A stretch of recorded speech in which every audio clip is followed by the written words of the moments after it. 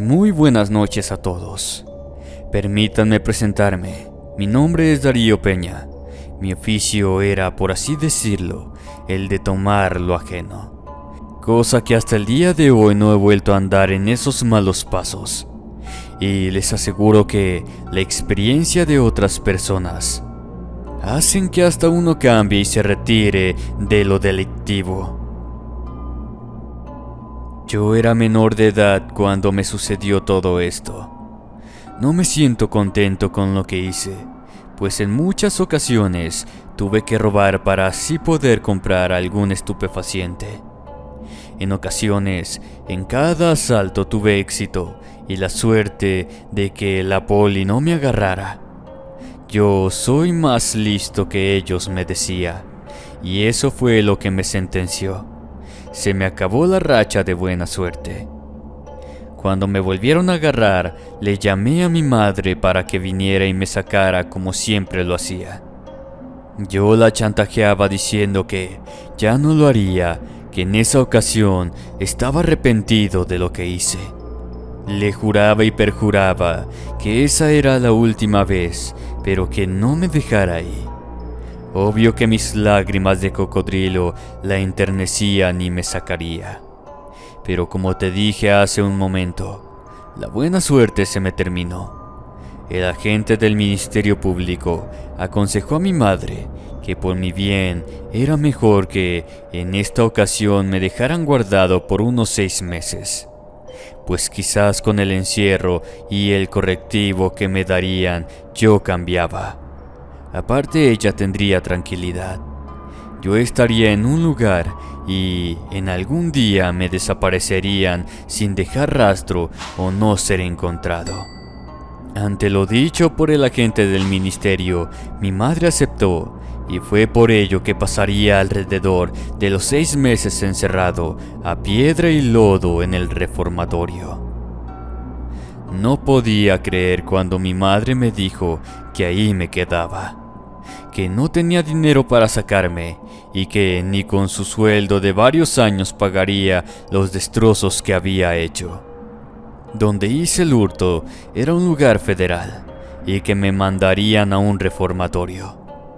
Lo que me dijo me dejó impactado y las lágrimas de cocodrilo de hacía unos minutos se volvieron reales. Y esta vez sí lloraba de verdad porque me guardarían por un buen tiempo. Por más que pedí perdón, no me lo otorgaron.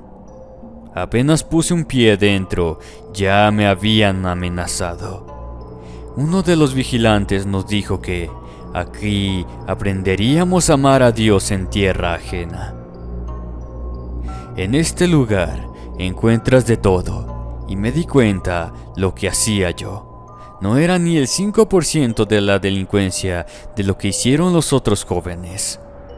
Yo te juro que jamás le quité la vida a un cristiano, y muchos de ellos ya lo habían hecho. Fue cuando me percaté que estaba en un lugar del cual posiblemente no saldría vivo o de plano loco, porque uno se vuelve un animal para que los demás no te corten el cuello o te quiten la poca honra que te queda. Por las noches lloraba.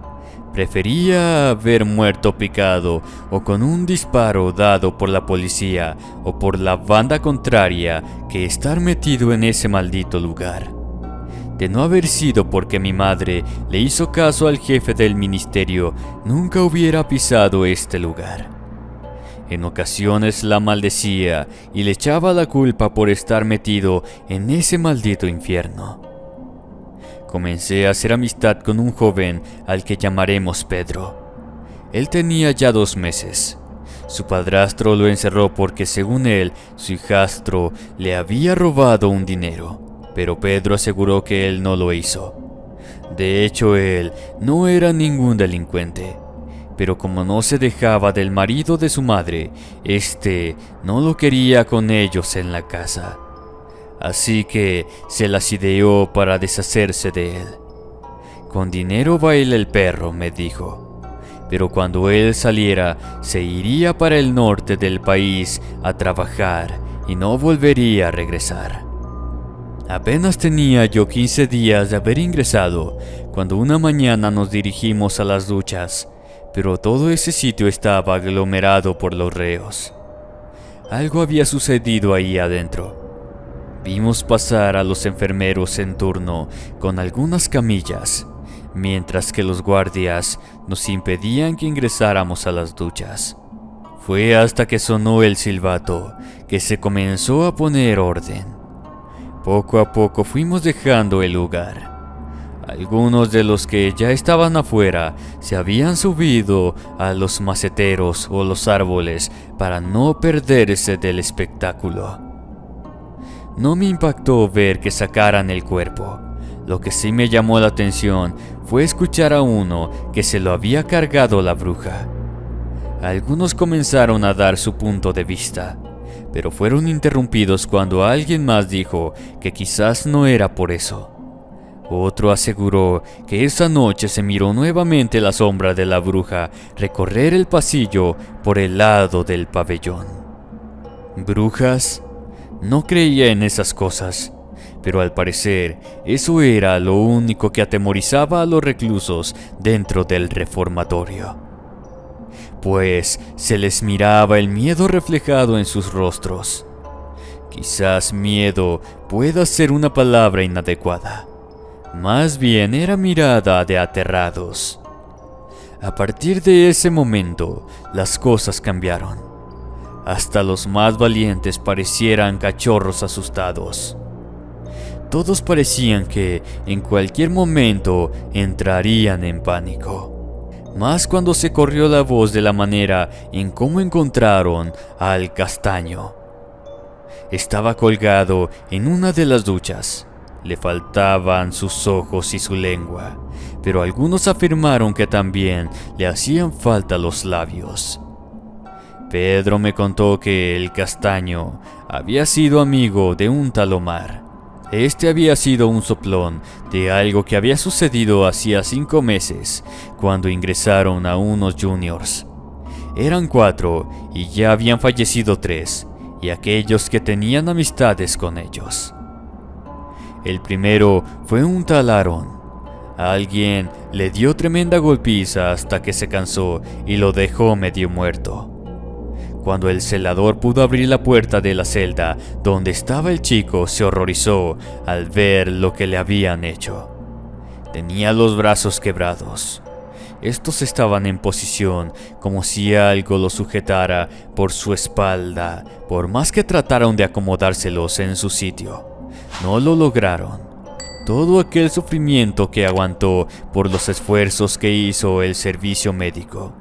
Este falleció desangrado, pues estaba completamente desgarrado por dentro. El vigilante les informó a sus jefes que no había nadie con el menor.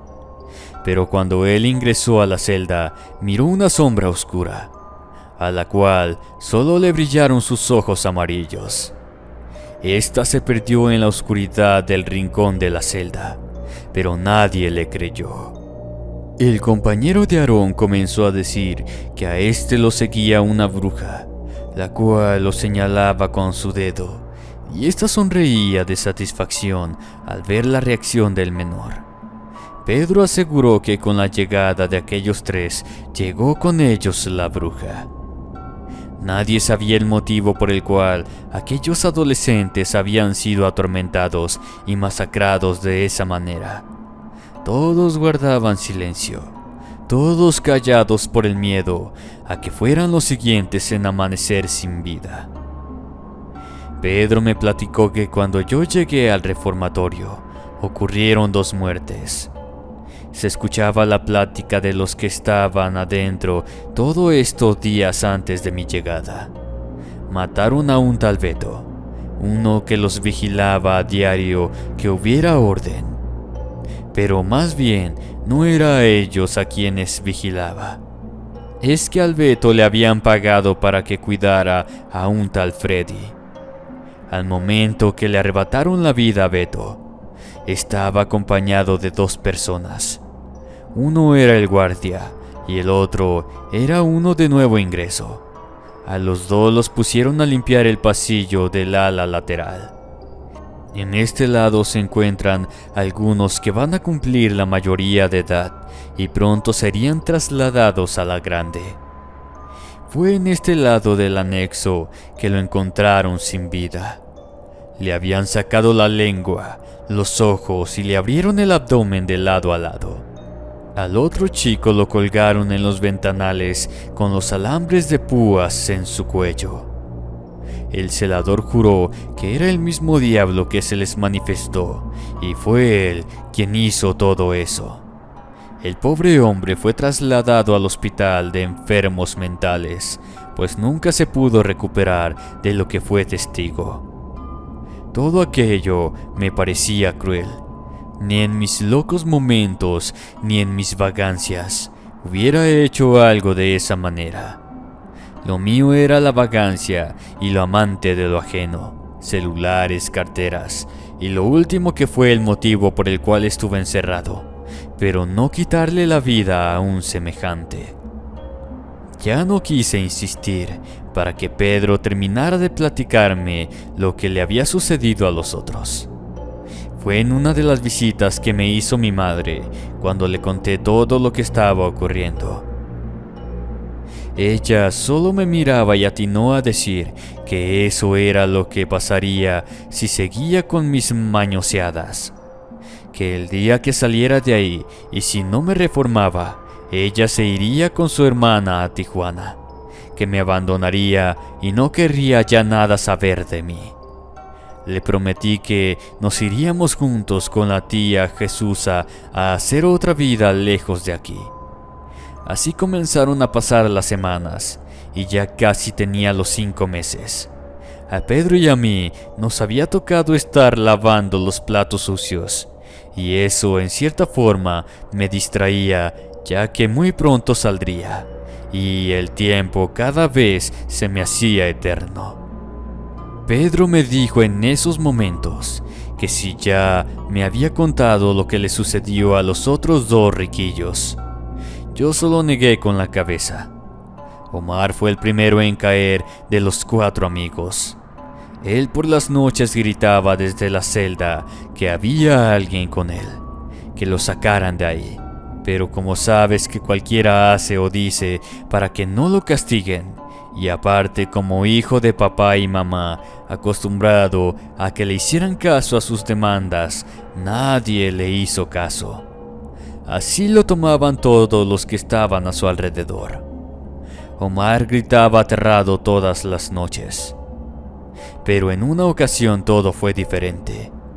Los que se encontraban cerca de la celda comenzaron a sentir miedo. Algunos aseguraron ver una niebla negra que se colocaba por debajo de la puerta donde se encontraba Omar, y era cuando comenzaba su martirio. Se escuchaba una voz de mujer que a su vez soltaba unas carcajadas que hacían que se erizara la piel a cualquiera que la escuchaba. Los gritos de Omar cada vez iban más en aumento hasta que se escuchó confesarle a lo que estuviera con él lo que había sucedido. Omar repentinamente se quedó callado. Todos pensaron que se había quedado dormido. Fue hasta el día siguiente que el guardia comenzó a abrir las puertas para que nos levantáramos y nos dirigiéramos a las duchas. Omar fue el único que no salía y enojado el guardia le gritaba que saliera, que ya era hora. Pero todo seguía en silencio. Fue cuando abrió la puerta de la celda. Comenzaron a salir ratas al por mayor. Los presentes vieron que una de las ratas llevaba arrastrando la lengua de Omar. Cuando el guardia se acercó, se llevó la mano a su boca para ahogar un grito. Los que se asomaron se arrepintieron de haberlo hecho. Omar estaba sin vida, devorado por las ratas. Todos sus intestinos estaban regados por toda la celda. Al escuchar eso, sentí náuseas y comencé a vomitar. Pedro me dijo que eso mismo hicieron los presentes esa mañana. En ese momento, el encargado de la cocina nos pidió que saliéramos, ya que estaban por servir la comida. Pedro comenzó a buscar algo o a alguien entre los que estaban en el comedor. Me dio un puntapié y me hizo señas a donde se encontraba un joven delgado. Su piel blanca y sus rasgos finos, supe que era uno de los riquillos. Este se mantenía callado y cabizbajo. Ese se llamaba Raimundo. Repentinamente escuchamos una voz que dijo: «Te mandan saludos, doña bruja». Era el Manos Libres. Todos fuimos testigos cómo tomó a Raimundo y le zambulló la cabeza en la olla con la sopa caliente. Los reclusos, al ver el aberrante hecho, algunos se retiraron, otros le brincaron para ayudar al muchacho. Pareciera que el Manos Libres tuviera la fuerza de muchos hombres, pues ni con macanazos y los golpes de todos los presentes, aquel muchacho no se inmutaba. Pareciera que tuviera al diablo dentro. Cuando por fin lograron que soltara a Raimundo, este ya se encontraba sin vida. Desde la cabeza hasta los hombros, el pobre chico estaba totalmente quemado por el caldo de la sopa que estaba hirviendo cuando lo zambulleron dentro. Sentí como el aire me faltaba. Traté de alejarme. Al hacerlo, les juro que miré a una mujer en la entrada de la cocina. Esta sonreía con una risa diabólica y con satisfacción. Supe en ese instante que era la bruja de la que habló el Manos Libres. La mujer comenzó a perderse entre la multitud de jóvenes. No estoy seguro si Pedro la miró o solo fueron mis nervios, pero no fue así. Sentí como me jalaron del brazo y unas enormes uñas negras se me clavaban en mi brazo. Al voltear era la misma mujer que hacía unos segundos había visto. Esta se llevó un dedo a los labios al momento que hizo el gesto en señal de que guardara silencio. Su aliento apestaba horrible, a putrefacción. De hecho, todo en ella olía mal. Al ver que me causó miedo, me sonrió mostrándome su falta de dientes en su boca. La bruja me soltó y se dirigió a la salida sin que nadie la detuviera, o no sé si fui el único en verla. A partir de esa noche mis pesadillas fueron más recurrentes. Me sentía vigilado en todo momento, nervioso a más no poder. Pedro me preguntaba si me sucedía algo. Yo solo le contestaba que eran los nervios porque ya pronto me iría, y con esa mentira me mantuve.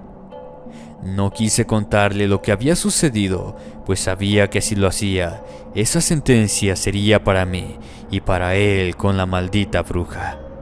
Así que guardé silencio hasta el día que salí de ese reformatorio para menores. A las 2 semanas me llegó la orden de salida del reformatorio.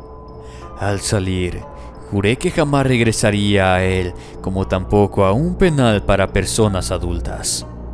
Me hice la promesa al momento que puse un pie fuera del anexo: jamás regresar a ningún tipo de cárcel.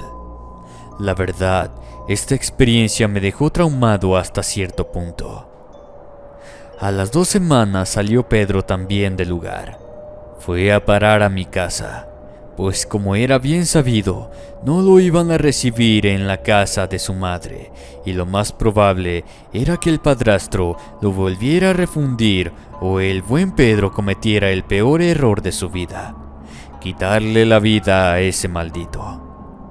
Ya estando en la casa me atreví a preguntarle a Pedro qué le faltaba por contarme la muerte de uno de los juniors. Para eso Pedro ya había averiguado qué fue lo que habían. No sé si merecido se lo tenía o sentía pena por ellos. Mis emociones en verdad se mezclaron. A Pedro le contaron que aquellos jóvenes le habían quitado la vida a un joven de nombre Manolo. El muchacho de tan solo 14 años era sordomudo y tuvo la mala suerte de encontrarse en su camino a aquellos 4 jóvenes. Según cuentan, los riquillos buscaban una dirección de una fiesta a la que asistirían. Esta se encontraba cerca de la casa de Manolo, pero como estos no conocían el barrio, decidieron preguntar al primero que miraran. Para mala suerte de Manolo, este fue el único que se encontraba en el camino. Estos juniors le hablaban al joven y este solo los miró y se alejó de ellos. Este proceder hizo enfurecer a Freddy, dueño del auto e hijo de padres pudientes. Le comenzó a decir cosas a Manolo, pero al ver que éste lo seguía ignorando, se bajó del auto y lo jaloneó diciéndole cosas con palabras altisonantes. Sus amigos le decían que lo dejaran en paz, pero a esa edad de los adolescentes, algunos se creen que las pueden todas. Arremetió contra el pobre chico y cuando Manolo le dio un puñetazo fue cuando aquellos bajaron del auto para, según estos, defender a Freddy. Pero la situación se les fue de las manos a dos de ellos. Aarón tomó los brazos de Manolo y se los puso hacia atrás, imposibilitándolo por completo. Freddy sacó una navaja de su guantera del auto y con ella le dio muerte al pobre muchacho. Doña Arcelia era la madre de Manolo. Según cuentan, casi se volvió loca del dolor ante la pérdida de su amado hijo. No condenaron a los jóvenes con lo sucedido, pero el remordimiento traicionó a uno de ellos. Omar fue al Ministerio Público para entregarse. Él no fue quien le quitó la vida al joven, pero fue testigo presencial del homicidio. Lo que ellos no sabían era que doña Arcelia era una bruja pactada y que pronto se haría justicia por su propia mano. Le pidió a su patrón, a su amo, le ayudara a vengar la muerte de su amado hijo, y el mismo innombrable se lo concedió. Mi madre escuchaba todo lo que Pedro nos contaba, y antes de que le preguntáramos algo más, él nos dijo que el Freddy fue el que tuvo la muerte más fea de todos sus amigos. A Freddy lo encontraron en su celda colgado de sus pies. Estaba completamente desollado.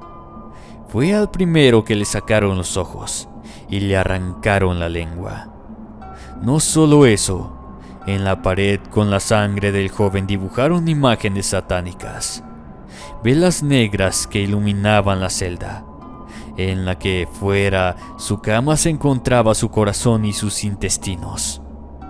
El padre de Freddy pagó cantidades de dinero para dar con la persona que le había hecho eso a su hijo, pero no sabía que se había metido con la boca de la bruja, porque hasta el viejo murió de una manera horrible. Para antes de terminar ese mes, ya nos disponíamos a marcharnos de la ciudad para trasladarnos a Tijuana. Pero antes de subir al transporte, por extraña razón, me sentía vigilado. Miré por encima de mi hombro y descubrí a la doña bruja, la cual se llevó el dedo a sus labios y me hizo la misma seña que me hizo meses atrás. Hoy en día seguimos viviendo en Tijuana. Ya me casé y tengo hijos. Pedro hizo lo mismo y de vez en cuando nos acordamos de lo sucedido.